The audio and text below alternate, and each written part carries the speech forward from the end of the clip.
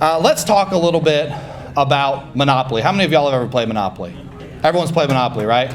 I can't wait for my kids to be old enough to play Monopoly with me. All right, right now we're playing Hi-Ho Cheerio, okay? Not very thrilling for a 39-year-old adult male. But we all play Monopoly every day because we are using this stuff right here, which used to be backed by something and, as we know, is no more. So since 1971, America has been off the gold standard. But let's go further back than that. In the Revolutionary War, there was a saying, not worth a continental. Y'all heard that? Our founding fathers knew that if we allowed the government to just print money willy-nilly, that our currency would be debased and it would be worth a continental, which was nothing by the end of the war.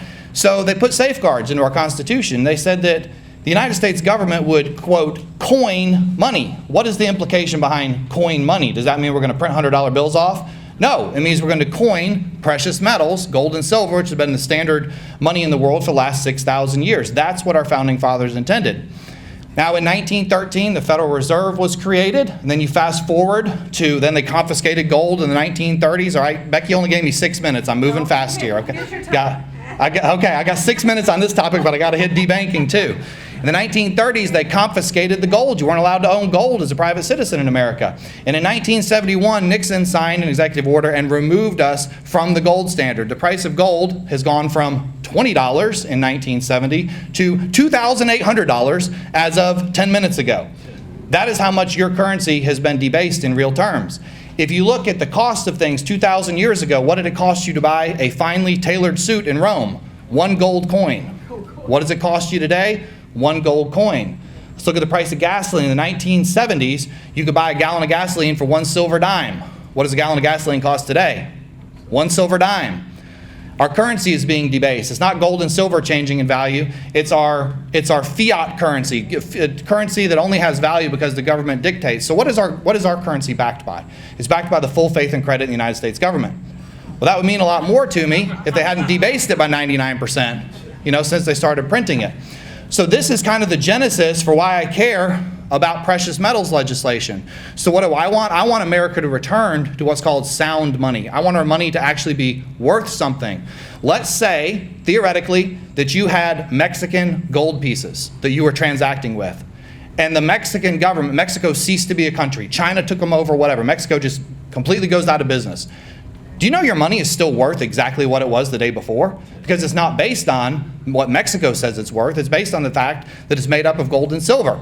That's where we need to be in America. I want to return to having our currency backed by gold and silver. So what can we do about this on a state level? Well, we can do some sound money legislation. We can pass a bill that says that gold and silver is legal tender in Alabama. By the way, the Constitution says the only thing a state can make legal tender is gold or silver. So we're well within our rights to do it. Other states are looking at this, but there's a problem. You can't have gold and silver be legal tender if there's taxes on it when you're using it. So for instance, if you go to purchase, I own 2 gun stores, Gold Guns and Guitars, we're pawn shops, we sell gold and silver. So if somebody came into my store and wanted to purchase a $2,800 gold coin, and I had to charge them a 9.5% sales tax on top of that, it would basically make using the gold and silver for transactions impossible, right? Because no one's going to pay that extra tax every time that they use it.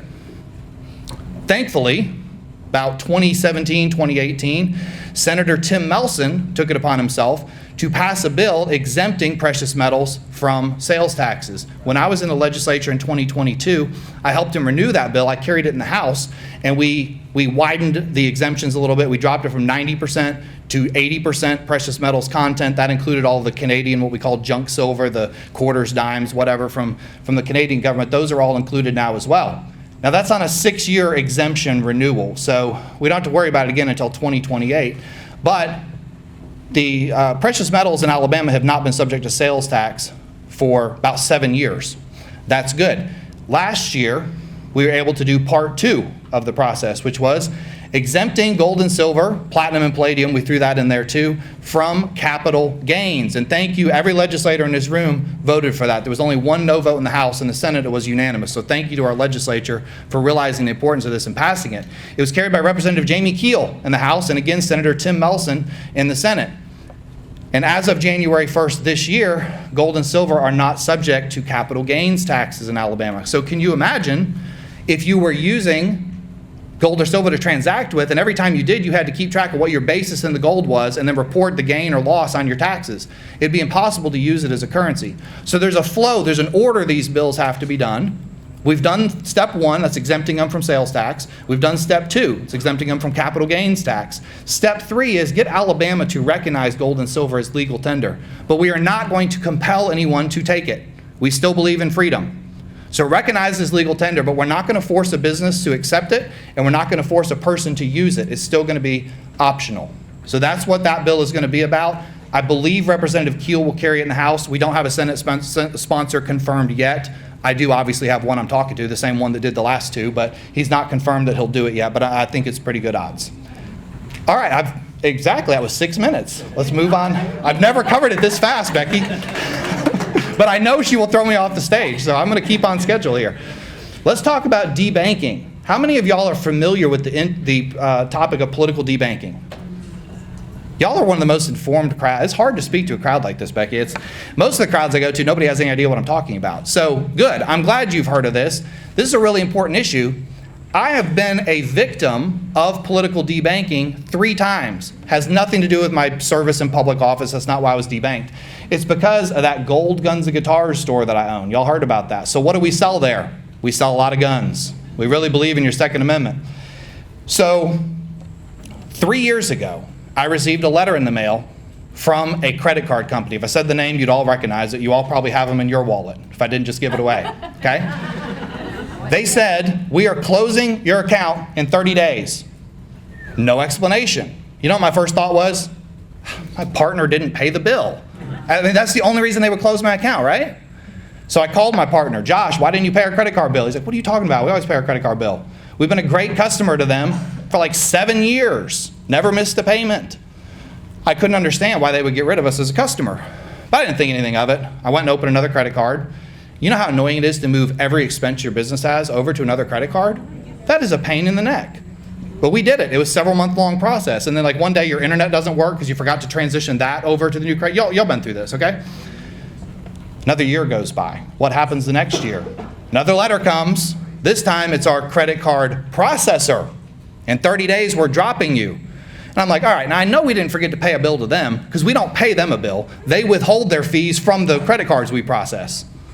Why would a credit card processor drop us? I don't understand. We're doing $2 million in sales at that company. They're making a 2 or 3% commission on everything we sell. Made no sense. So I thought, man, this has got to stop happening. I don't have time for this. So I went to my local bank, which by the way is one great way you can solve this. Went to First Metro Bank in Florence. I said, I know they're not going to cancel me. I know the owner. We set up credit card processing with them at a higher fee than what we were paying the big national company, but we set it up with them. I thought we were all good. Until the next year, when I got a third letter. Our insurance company was now dropping us. What is going on? So Josh called our insurance broker. You know what he said? Oh, you're a gun store. It's not popular to do business with gun stores now. You know, the government is encouraging these big businesses to cut ties with gun stores, with pro-life organizations, with, you know, conservative Republican Party groups. They don't want to make it easy for you to do business. Then it all clicked. He said, yeah, every gun store that we sell insurance to, they're all being debanked. I'd never heard the term before. What is debanking? So we had to get different insurance, which was almost double the cost. So 3 times I've been a victim of political debanking. So then I'm at a conference last year. I'm a member of what's called the State Financial Officers Foundation. It's all the Republican auditors, treasurers, comptrollers from around the country. We get together and have these conferences. And we had in Nigel Farage. Now, who in here knows who Nigel Farage is? Y'all are so well educated. Man, I had not heard Nigel Farage speak ever. He is so good. Man, he was good. And he gets up and he starts telling his story about how he led the Brexit effort in the UK. Now, do you think the Brexit effort made him popular with all the globalists and big corporation heads and stuff in the UK? So he gets debanked, everything. I mean, you think I got hit with 3 times. He got everything debanked. And they have some weird law in the UK where you can do like public records requests on these big companies. And so he does one. And he finds them emailing back and forth to each other. And you know what they said? They said, we're going to get him because he led the Brexit effort. And we think he is unlikely to do anything about it. He will be so embarrassed that he has been debanked that he is unlikely to ever go public and tell the story. And he reads that and he goes, it's like they don't know me at all. So he goes and publishes that. Come to find out, 1 million other people in the UK had also been debanked. So what happens if the average person gets debanked? What do you do? Who do you call? Who do you complain to? Man, I was so dense it took me getting debanked 3 times before I even realized it was happening to me.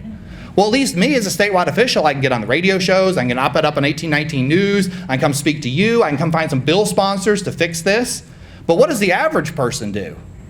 So I got a resolution passed to the Alabama Republican Party, passed unanimously in September, in favor of a bill to prohibit political debanking. Now it's modeled after the bill that Tennessee passed. Thank you to the Alliance Defending Freedom. Matthew and I have talked a lot about this bill. It's a great bill. We are currently working to draft an Alabama bill. Now, there's been some confusion over who was going to carry it. State Senator, Andrew Jones had agreed to carry the bill and Jamie Keel in the House. Then we found out that Senator Arthur Orr was already working on it. And then about a week ago, Arthur Orr said, no, I'm not going to do it. You do it, Senator Jones. So it's back to Senator Jones, okay? So we are getting a new draft done. It's going to include some other good things in there, which I don't even have time to tell you about. But it's going to be a really good bill. I'm very excited about it. We've got to get ahead of this. Now, we just had the Farmers Federation attorney up here talking about his health insurance plan. Do you know who's getting debanked in America? The farmers. Why? Because they have cows. They produce methane. They drive those big, dirty tractors. You should be driving an electric tractor, right? So farmers are unable to get loans unless they sign a net zero climate pledge. Now, how does a farmer get to net zero? Stop growing food. It's the only way. We got to be the first people in history that are so stupid that we're going to run ourselves out of food. But that's what the liberals are doing to us in this country. So it's not just the gun retailers. You think, well, I mean, I don't sell guns. I don't run a pro-life organization. You know, I'm not a local Republican Party chairman. What does the debanking issue have to me? Well, do you like to eat? Because that's what's going to happen. You're not going to have any food left by the time the liberals are done with us. So anyway, I hope that you will support this political debanking bill. Reach out to your legislator. Y'all, their legislators, they are probably like I was 2 or 3 years ago, had no concept of what this bill was or why it was so important. Reach out to them now that you've heard me talk about it and say, I know a guy who was debanked. I don't want that to happen to anybody else in Alabama. Thank you so much, Becky. I appreciate it. Thank you.